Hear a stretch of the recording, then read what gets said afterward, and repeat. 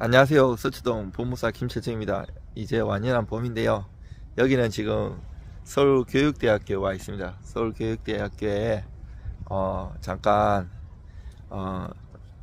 그 밥 먹고 산책도 하면서 여러분한테 좋은 정보 가르쳐 드리려고 이렇게 유튜브 켰는데요. 오늘은 경매 전반이라 하고 경매 잘못 받았을 때 오늘도 그 상담해 드리는데, 매각 불허가 신청, 매각 허가 결정 취소 신청, 그리고 적시항고가 매각 불허가 신청에 대해서 적시항고도 있지만 나중에 매각 허가 결정 취소 신청 그게 기각된 거에 대한 적시항고도 있어요. 일주일의 기간이 불변 기간이라서 조심해야 돼요.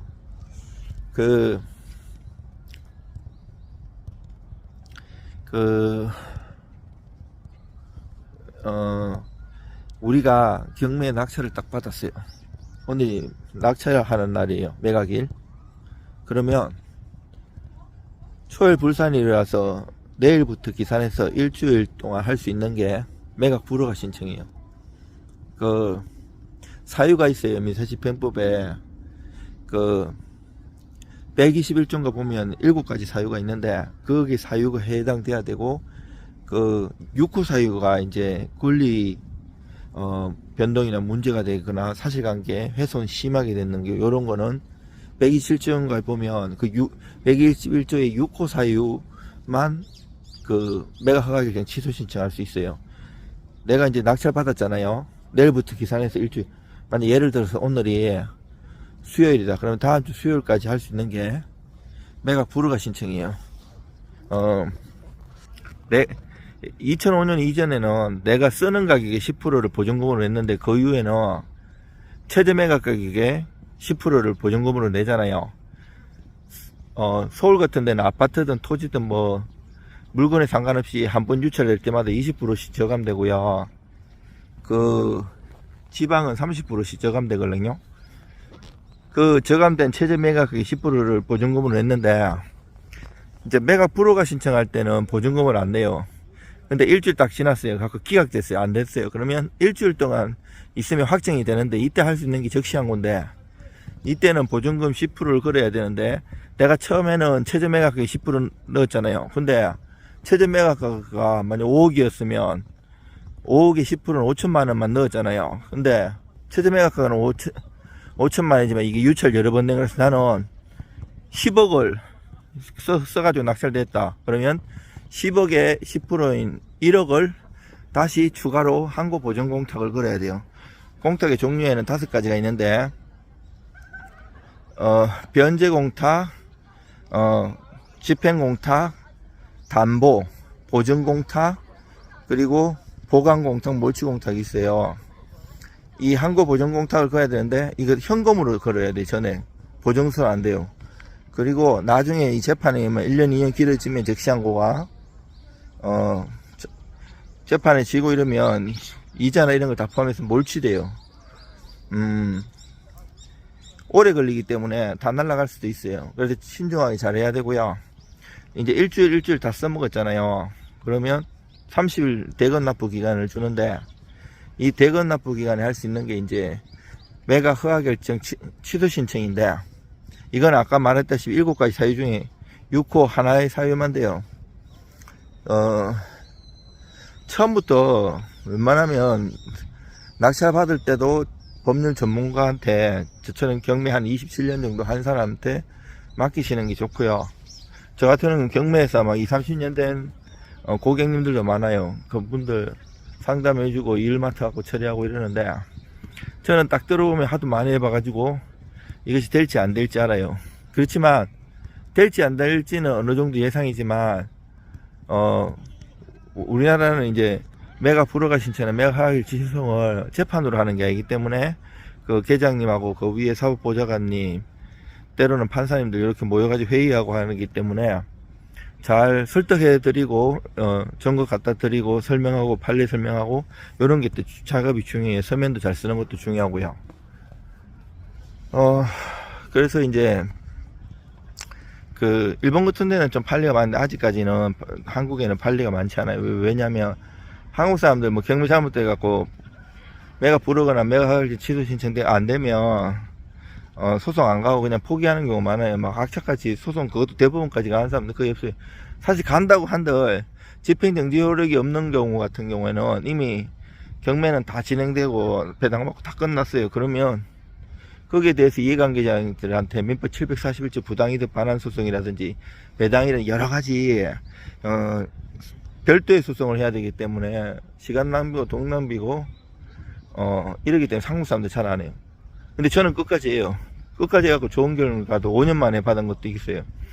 그리고 이제 우리가 이제 잘 모르는 게 이제 아까 나중에 할 수 있는 게 매각 허가결정 취소 신청이라고 했잖아요.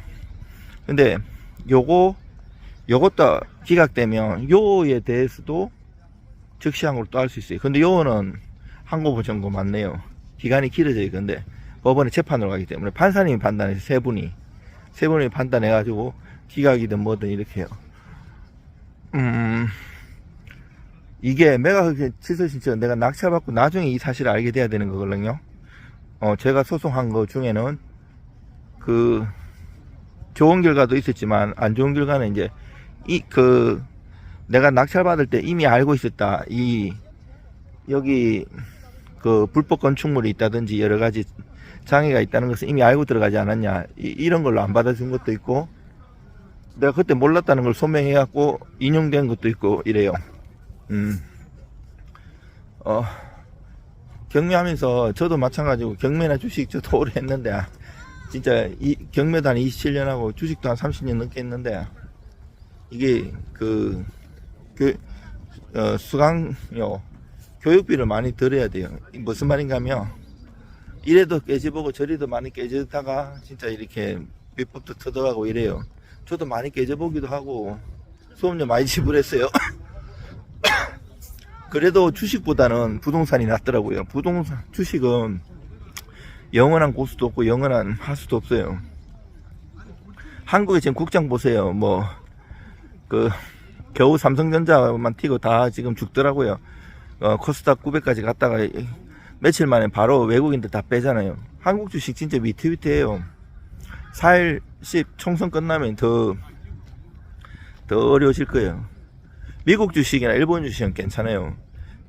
이게 물렸다고 해도 좀 냅두면 계속 우상향해요. 이게 언제까지 갈지는 모르시겠지만 미국에도 올해 대선이 있기 때문에 대선이 있는 해는 한 해도 예외가 없이 미국에서 있잖아요. 수백 년 동안 우상향해서 1월달보다 12월달이 나스닥하고 다 올랐어요.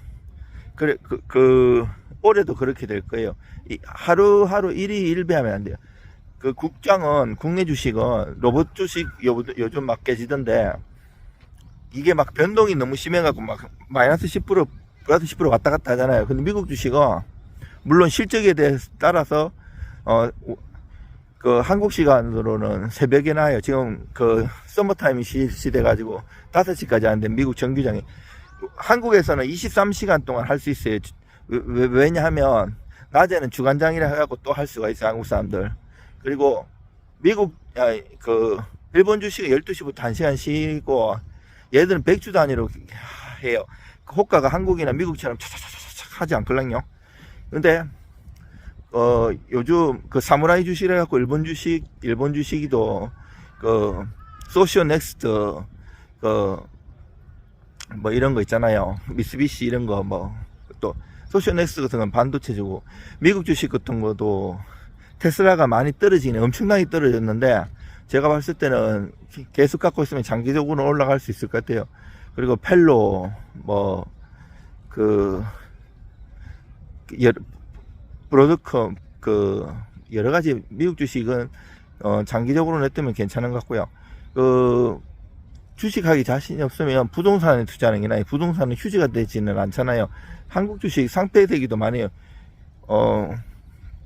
계속 이제 부동산 같은 경우에는 그래도 황금성이 좀 적기 때문에 물론 바로바로 고수들은 팔고 하는데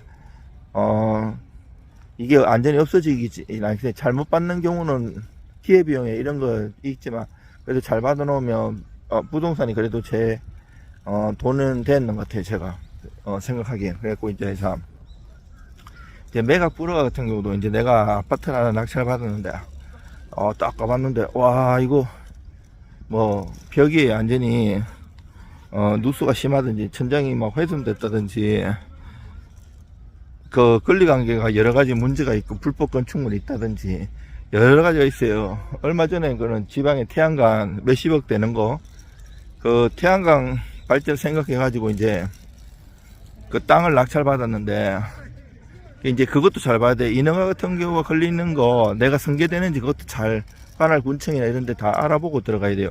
안 그러고 툭 들어갔는데 나한테 승계 안 되면 그 땅 가격이 얼마 안 되걸랑요. 태양광이 사업을 해가지고 돈을 벌기 때문에 더 가는 거기 때문에 요런 거를 확실히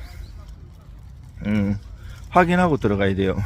그리고 권리관계 이런 것도 지금 내가 사실은 이제 그렇게 하면 안 되는데 딱 봐 낙찰 받고 보니까 아유씨 대출도 안 되고 자금 사정이 여력치 않다 이러면 사람들이 이제 아이고 좀 해달라고 오고 이래요. 그러면 이 판례와 조문에 해당이 돼야 되기 때문에 그러한 사유를 뽑아내야 되는 거예요. 위변조하고 막 이러면 안 돼요. 그래 하지 정당한 법 안에서 사유를 잘 하고 잘 연구하면 빠져나가는 방법도 있어요. 꼭 이것뿐 아니라 권리관계가 바뀌는 경우도 있고 뭐 불법 건축에 여러 가지 험을 잡아낼 수도 있고 여러 가지 있기 때문에 머리를 맞대고 하면 좋아요. 어려운 일 당하신 분들 연락 주시기 바랍니다. 이상 서초동 법무사 김철중입니다.